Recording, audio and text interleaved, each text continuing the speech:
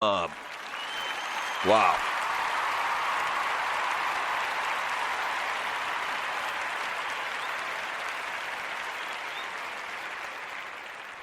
Whew.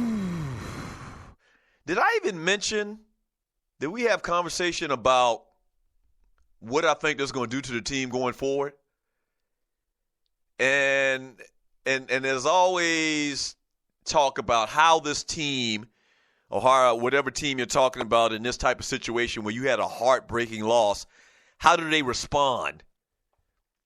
You know? Like, it's going to be hard mentally to come back from this. If you're an Atlanta Falcons player, if you're one of the players on this team this year, and you were a part of what happened 2 nights ago, it's going to be hard to recover from this.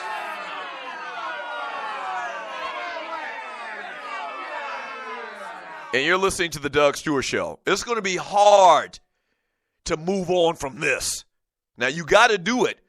But I always talk about the psychology of sports. The psychology of sports right now for the Atlanta Falcons players, man, that went through this the other night is, my gosh, what do we do now? Like, now you have to go through another whole offseason. You have to go through another preseason, 16-game schedule, win a couple of games in the playoffs to get back to this position, and then win it. Like, you know how much goes into between what happened the other night to winning a Super Bowl? There's a lot in between.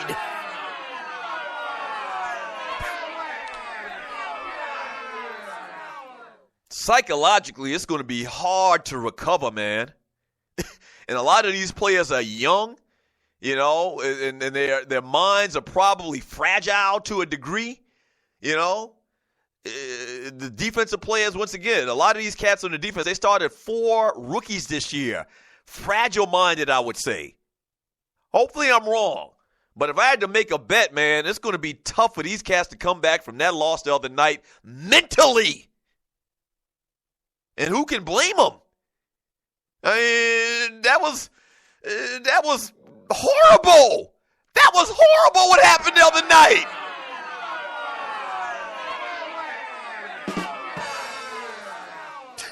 I wouldn't wish that on my worst enemy. I wouldn't. Or maybe I would wish it on the Patriots. But outside of the Patriots, I wouldn't wish that on my worst enemy. I'm serious. My worst, enemy sports team. That was just bad, man. Let me read some messages in the chat room on Spreaker.com from that ninja in the chat room. He says if you want to blame something for Tiger's downfall, it's his ungrateful maid attacking him. What? Wait a minute. Did you call that man's ex-wife a maid?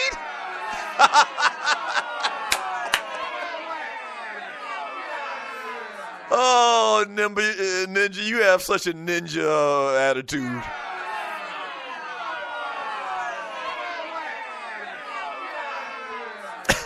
You have such a ninja sense of funny. That's crazy. If you want to blame something for Tiger's downfall, it's his ungrateful maid attacking him after finding out she wasn't enough to keep him happy. Damn, bro, you just cut to the white meat. You're listening to the Doug Stewart Show. From, you stupid ninja! From Loose Neck Crappy Hunter Side. Hey, Easy. I lived in Baton Rouge and Kenner in the early 90s and way before Katrina. I went through Hurricane Andrew. The Saints bandwagon started when Drew Brees and Peyton left Dallas.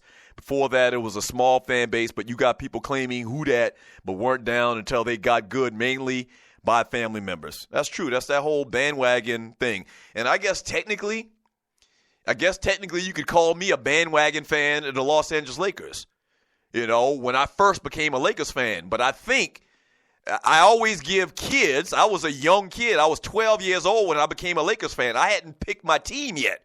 But it's the same type of scenario that I mentioned about the Bulls.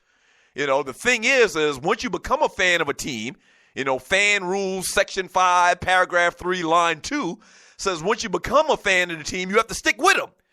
So kids are allowed to jump on the bandwagon of a Chicago Bulls when Jordan got there, or Magic Johnson and the Lakers when they first got there. You have to be under a certain age. If you're older, you can't just find a new team when you get 35 years old. That shit don't work.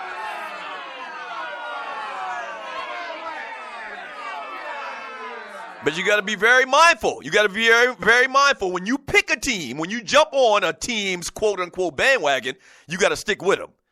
And I'm happy to say that I've stuck with my Lakers for over 35 years. Through thick and thin. Through Dale Harris and through Smush Parkers and through Kwame Browns. Yeah. Well, I've stuck with the Lakers, man, through thick and thin. Hell, through the D'Angelo Russells of the world. To the Luke Waltons of the world. Speaking of which, I'm going to talk about the Lakers a little bit later. They made a big change in personnel last night and got a big win over the sorry-ass New York Knicks, who are just floundering right now. From Arlen Cole, please don't start screaming again, Doug. I will have to walk out. I'm good, bruh. I'm good, bruh. I'm good. I'm good. And what happened yesterday, man, where I just lost it and knocked down my damn microphone, which is working fine now. That happens every once in a while. I'm not going to say it doesn't happen because a lot of times the passion just overwhelms me and I freak out in the studio with whatever we're talking about. But that doesn't happen all the time. That happens once every, week or so.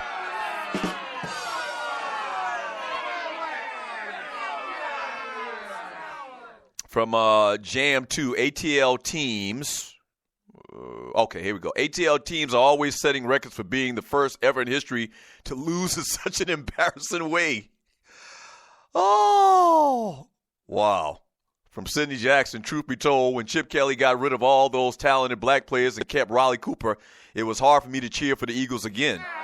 Yeah.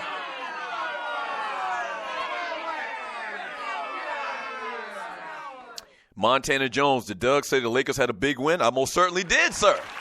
Yeah. You haven't heard?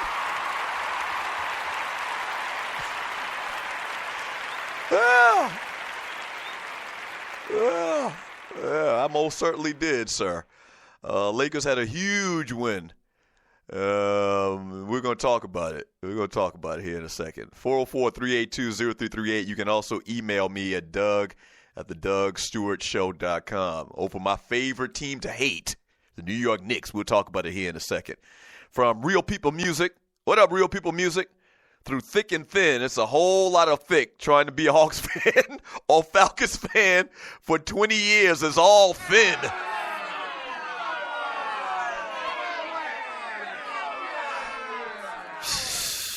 Boy. Ooh.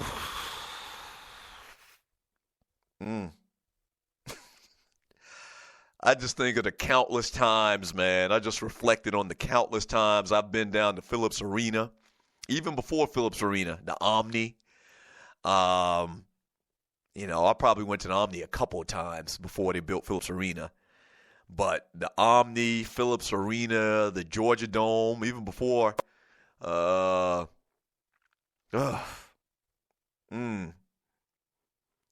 Field. Now Turner Field is moving to Marietta, Cobb County, which is not going to be downtown anymore. I don't like that. I don't like that at all. I live in Cobb County, so I'm just like many people wondering how that's going to affect traffic and everything surrounding it. Plus, I don't like the fact that they're moving the sports team out of downtown, which has been done before. I mean, plenty of cities, teams aren't in the main part of the downtown of whatever city it claims as its team title. But the Braves are moving to Cobb County, which is like 20 minutes north of the city. Not even that long. It's like 15 minutes north of downtown. The Hawks continue to, flounder, I guess, in relative terms to other organizations, franchises in the NBA. And then you just had a team in the Super Bowl had it right there in their hand like a slippery little frog and let it jump out. And the Atlanta Falcons. From Jam 2, I think the Hawks are for real. They are turning losses into wins, and that's what champions do. I hope so, bruh. I hope so. I would be down there with bells on, man, if the Hawks were to make some noise in the playoffs this year. From Gary G. Money Joyner in the chat room on Spreaker.com. Tiger loves to chase the bleach blonde broads that have nothing to offer but to take his money. Tiger is nothing more than a self-hating coon. It's kind of harsh, bruh.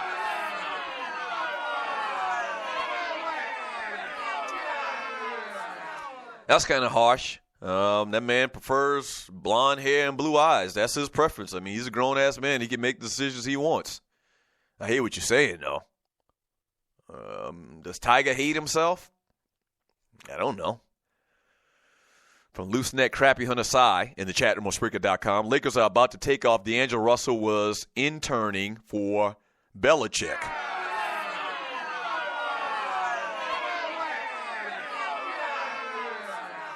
From Clay, I'll be damned, Davis Doug. Talk about the Lakers beating the bum-ass Knicks last night. Oh, hold on, sir. We will.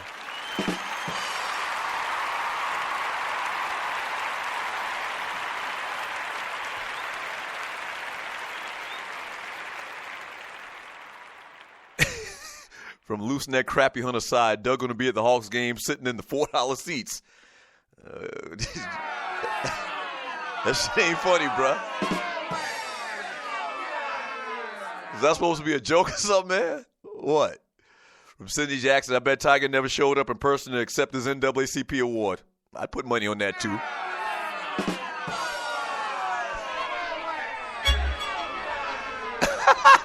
I put money on that he never showed up to receive his NAACP award. I would. I'd put a couple dollars on that. Gary G. Money Jordan once again. Tiger's big-ass horse teeth. Bro, what is your problem with Tiger Woods? Shit. Bro, can you let Tiger live? Tiger and his big-ass horse teeth collects a lot of bleach blonde bimbo dog hair, but he prefers their horrible mop by comparison. What?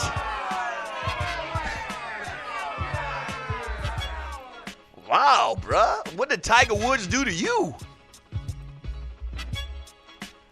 Hey, man, I didn't even realize that we were already in hour number 2 of the Doug Stewart Show. When we get back from the break, a little entertainment talk. Oh, yeah. A little entertainment talk, but we will talk about the Los Angeles Lakers busting the New York Knicks ass. We'll talk about that. Jaleel Okafur, a little NBA talk, and I also want to talk about Antonio Brown, man. Somebody got it in for that cat. Entertainment up next, though. Don't go away. The Doug Stewart Show.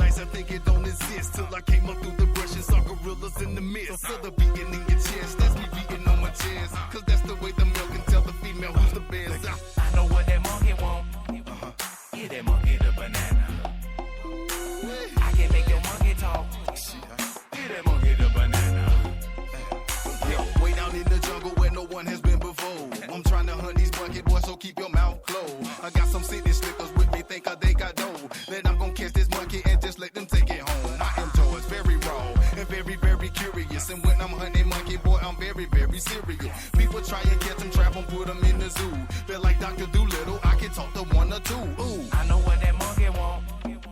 Get that monkey the